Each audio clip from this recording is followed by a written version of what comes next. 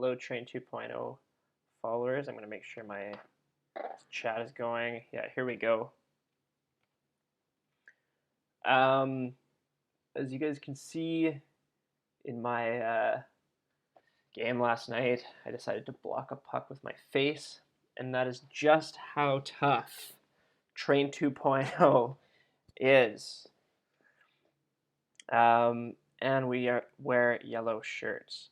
So, hey, I've been kind of doing a big reveal the last few days.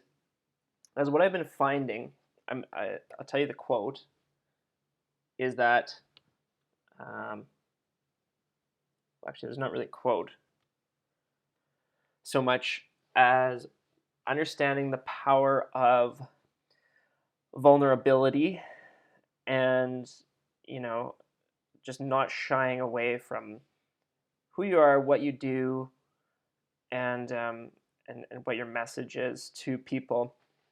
Because I've really noticed in the past few days, and when I've essentially revealed, my insecurities as a hockey player, the times when I, was feeling uncertain or embarrassed or lost. When I've shared that, it actually gets the biggest response from a lot of people. And I was like this smart alecky, and I still am, but smart alecky kind of, know it all hockey coach where I just, you're wrong. I know things. Let me teach you. Right? This was the approach I took. But what I realized is that, that's really only part of it. Like we're all playing hockey, not because you want a coach to come around and tell you that you're wrong, you're messing up, and you're not living up to your full potential, right? You don't want that.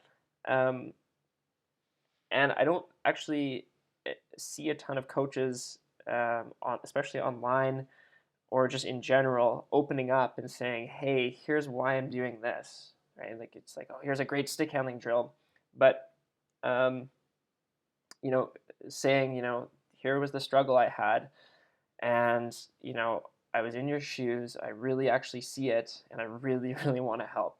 And so I want to tell you guys about my last most embarrassing thing that I haven't wanted to reveal. I just kind of thought I'd keep it quiet and downplay it and whatnot. But I want to explain how and why I stopped playing hockey, because I've actually had people ask me this question. And so everyone knows, or everyone does know, playing in the NHL was my goal. It was 100% my goal since I was about 3 years old. And yesterday I talked about the time when I realized I wouldn't make it, when I wasn't on pace, where my skills weren't matching up, and just how horrible that felt to know that I didn't have a place to turn. I didn't have, um, a coach who could say, "Here, take me by the hand. Let's go. I'm willing to put in the work. Just tell me what to do." And then Belfry came along, and I realized I was a little too late, and blah blah blah. Anyway, so regardless, up until my very last moment, I went full tilt for the NHL. And so my goal out of college was to play on an East Coast League team. I wanted to play. I could have, gone to play in Europe, but that wasn't really something I wanted to do. It was my goal to make the NHL, and I wanted to see where I was at, what potential I had. And so I worked with an agent, and he was an awesome guy, very helpful. He made a ton of calls for me, um, and actually, I'll give him a shout out. It's Five Arani of Quest Sports Group. He was just fantastic. He went absolutely to town to help. So if anyone wants to check out Quest Sports Group, he's young and new and growing, but he's got a ton of experience and he's just a great person. Anyway, so here I was. I wanted to make the NHL. Dead simple. I knew it was a long shot. I knew it was a long way off, but I wanted to see where I was at. So I trained in a very uncommon way for this camp. And so this is where a lot of my approaches come from. My 10x approach, um, where and how I learned a ton about core strength training. Where a bunch of my leaps in skill came from. This is when I worked with an ex Cirque du Soleil performer to teach me about core strength and movement. This is where I learned much more about soccer and tennis, and realized how they were extremely relatable to hockey. And anyway, I went to this camp, and I went to an East Coast League camp, and I want to just really clearly say this is not a pity story. This is just what happened. Okay, I went to this camp, and when I decided to go to this camp, they had two defensemen signed, um, or sorry, they had maybe four defensemen signed, and one of them was a right-handed defenseman. I was a right-handed defenseman. I'm thinking, yes, this is good. Camp is in October. It's August. I'm going perfect. This is the perfect moment. And anyway, I arrive at camp, and there's 12 defensemen. 8 of them are signed, and 6 of them are right-handed defensemen. I'm going, uh-oh. And I purposely burned the boats. I did not, I actually kind of spent a lot of my money that summer on training and coaching. I didn't work as much as I could have. I focused on training.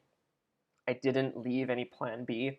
I went full tilt. I figure I'm gonna burn the boats. I'm gonna go full tilt. And I got to this tryout camp, and I thought I performed um, pretty well. And obviously, as a strength and conditioning guy, I'm proud to say that I finished first on the conditioning. Um, and that is due to my covert conditioning secrets, which are in the Train 2.0 membership area. And this was, remember, against a whole bunch of pros, so like a roster of 45 professional athletes. I finished first, which I think is not bad. But as you guys know, probably the end of the story is I didn't make that team. And the coach was actually brand new. He called me in. I think he was more nervous than I was. I knew it was happening from about the first day of camp, and I still went full tilt, and I still did everything I could, everything I knew how to do. But I got there, and I didn't have a good enough resume, and I wasn't on contract, and I was released. And hindsight's 2020. Maybe I should have gone to a different camp. Maybe I wasn't good enough for the league. Who knows? But this is just to say I wanted to get this out there and say this is what happened. Right? This is why I'm not playing. This happened about a year and a bit ago. But I wanted to explain this and then also say, look, you're going to be facing and to be clear too, I could have continued playing in a different league. I chose not to. I really enjoy coaching, and it wasn't something I wanted to do, to continue playing at a lower level. And the reason I want to explain this whole thing is and share this is because some might see that as a failure. You got cut, you found out what your limit was. That's a failure. And at times I wrestled with, like, is this a failure? How can I say, I'm cracking the NHL code if I couldn't crack the NHL code myself? And really I realized, however I want to justify it in my head, that was an opportunity, right? And maybe it was failure, I don't know. But I'm choosing to view it as an opportunity, and I hope that you guys will choose to view it that way too, and so that you can take that approach to your own life, right, to your own career. And what I mean by this is in that moment, right, of deciding I was done and realizing I went full tilt. I sacrificed money. My parents sacrificed money. I sacrificed lots of my childhood, giving up parties, socializing, traveling to exotic destinations so we could afford to pay for hockey, pay for the expensive training. And make no mistake, like, I was, working myself really hard to be able to pay for the training for hockey. I'd go and I would wake up early to get to the 7 a.m. workout, then go and polish boats in the sun. Truth be told, that was kind of nice because I got to listen to podcasts, and I mean, it was hard work, but it was nice to be in the sun polishing boats. But did that, and then I go work in a vineyard for another 4 hours to pay for the hockey. So I went full tilt, all that stuff, all the crazy, wild, wacko things I did, and then boom, it came to an end. And looking back, I realized, look, I got to the highest level I could, and at some point, the deck was stacked against me, right? And I'm okay with that. Like that is the way that hockey works. And I realized there's interplay of my skill, my resume, and the roster, right? And um,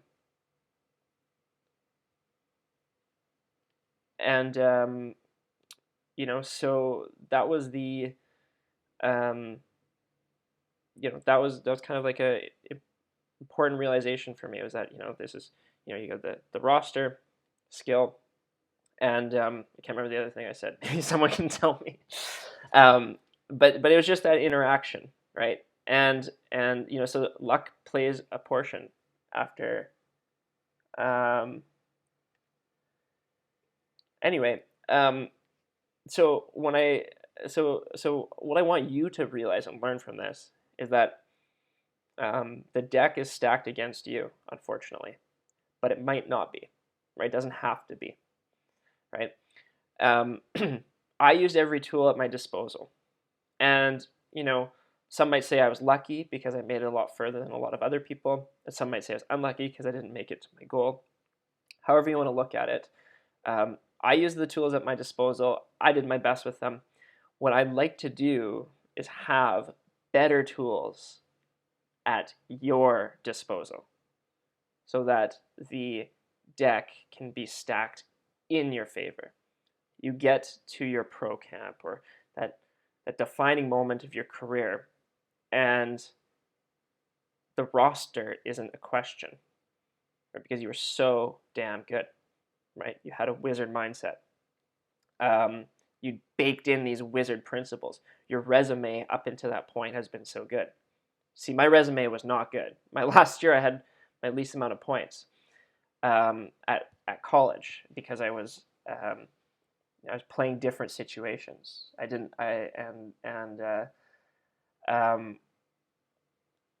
that was really due to um, things that are sometimes out of your control. But what you want to do is just have such overwhelming skill, overwhelming poise, overwhelming wizardry ability that you overwhelm those odds. You overwhelm that, and that is something that you have in your control right now. I do my best to take everything I learned, right? The things I wish I knew when I was 17, 12, 13, whatever, 21, right? And plop them here for you guys to learn. And part of that is learning from my story. So that's what I want to share with you guys today. Is you need to take every tool possible. Now I understand you guys are busy. I understand everyone is busy here. And so what I've done, I've added some really cool new things, and I have a couple questions which I'll get to, and then I've got to get back to making stuff for you guys. But let me just show you here some of the stuff we got. So this is the membership area, okay? And this is what it looks like when you get started. Now, here's a cool thing I just added. So this is all the webinars, the full member webinars. But here we've got, what am I trying to do here? I'm excited about this. So I've already showed you guys this. You have, once you're in the membership area, this is a link to a folder with all your NHL clips. And this is a training vault where I put all my videos from all my sessions of myself, of players, coaching, all that stuff, uncut, unfiltered, ready for you to take. You can download it, do whatever you want with it. Okay. Now this is the latest edition. Oh, audio programs. Okay, because you guys are busy. You guys are busy. I get it. You can download a quick 4-minute game day preparation to listen to before a game. It's a visualization. It's to walk through it. Becoming a shoot first player. That is something that a lot of passing players need to listen to, right? Is a little short 4-minute track to get yourself in a. I want to make sure too. Are you guys seeing my screen? Yeah, good. And consistent peak performance, developing a bulletproof mindset. So I've added these in here for you to listen to on the go, in the bus, beforehand. These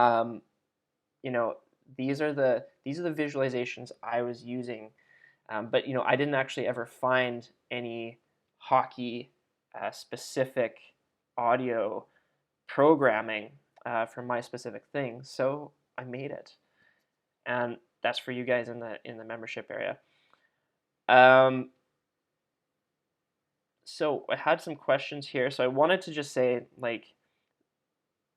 I want you guys to have at your disposal, at your defining moment, every single tool, so that the deck is stacked in your favor, right? Not against you, right? You think Patrick Kane, the deck is stacked against Patrick Kane? Hell no, right? This guy's got the deck stacked for him. Okay, so I want that to be the case for you. Wherever your defining moment is, whatever your potential is. I hope it's the NHL. Mathematically, not everyone can do that, but I want you guys to be happy with achieving your full potential. Now, we got some questions here. Question. You said I was a strength and conditioning coach, and I went number 1 against pros in conditioning. What did I do? That's covert conditioning secrets is what I call that. And I'll give you a very brief overview. It'll be in the membership area soon. Where I talk about what most people are unwilling to do. And actually, I have a free blog article on it. It's called, let me find that article. It's like why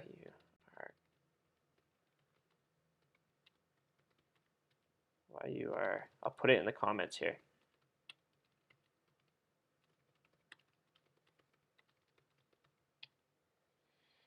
Let's see if it shows up. There we go. Perfect. So I'm going to plop this in the comments here. And you guys should be able to read it.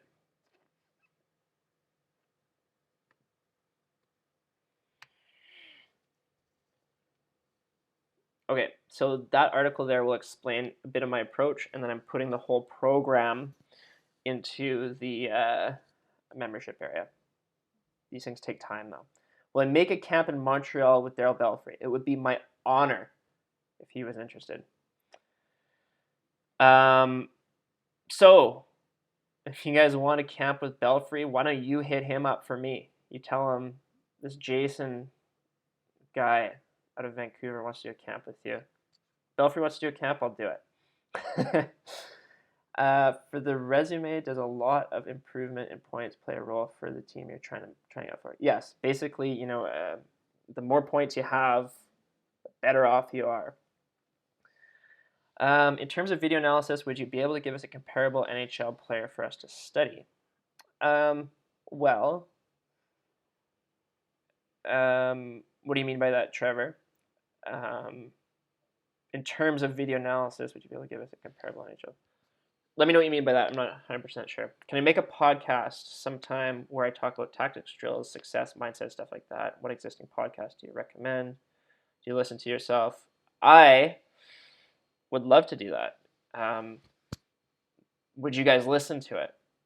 Would you guys download it, share it, those kinds of things? I have thought about doing that. I was thinking about doing that. And if you guys think you'd like that, then I'd be more than happy to do that. What podcast do I listen to? Do I recommend? The first one is, and I'll show you guys my screen so you guys can see it, but it's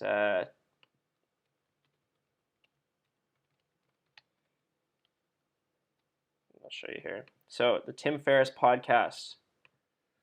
This is like the podcast. Okay, best of 2016. He is the man. Um, Now he kind of like does some stuff for different people. Like for example, there's a lot of business and entrepreneurship stuff. But if you're looking at things like food, you got nutrition here. You have self experimentation, meditation, mindset mastery, dog training, which you guys may or may not realize is very similar to human training.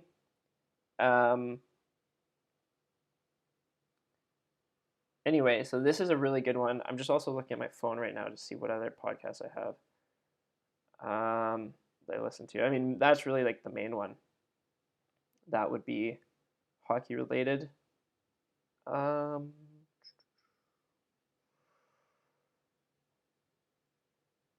Yeah, Tim Ferriss's podcast is the bomb. You want to be listening to it. Believe me. Oopsie, what am I doing here? Okay. Will you be coaching any camps this summer? Yes, I will be. Oh, sorry, I'll answer Trevor's question first here. I find myself looking for players to replicate their play based on a video. Could you recommend a player that we should study more so than another player? Yeah, I mean, like the each player seems to have different attributes, right? Like, I mean, all NHL players are great. Like most of them are wizards, or the top two lines are usually wizards, and then the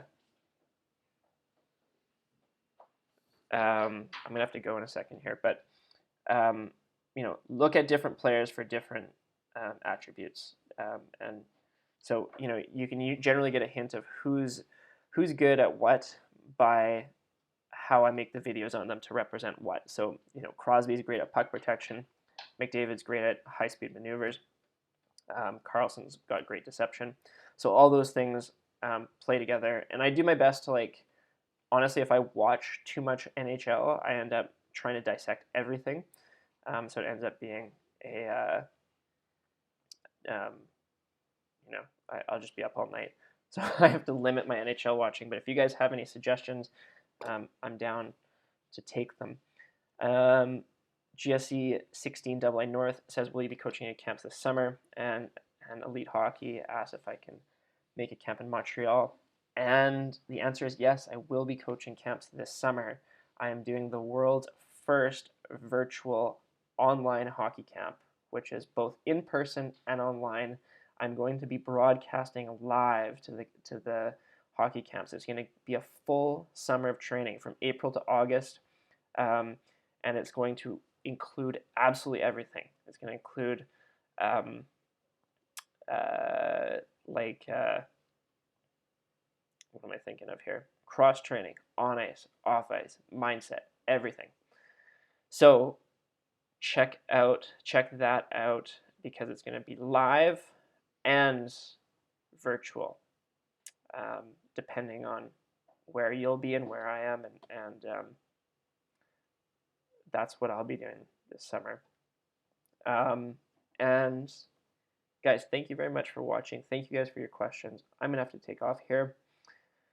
But remember, the deck doesn't need to be stacked against you. It can be stacked in your favor. Check out the Train 2.0 membership area. We're adding new cool stuff every single day. My latest are the audio programs for you guys to listen to on the go, and ever more NHL clips. Guys, thanks for watching, and have a great rest of your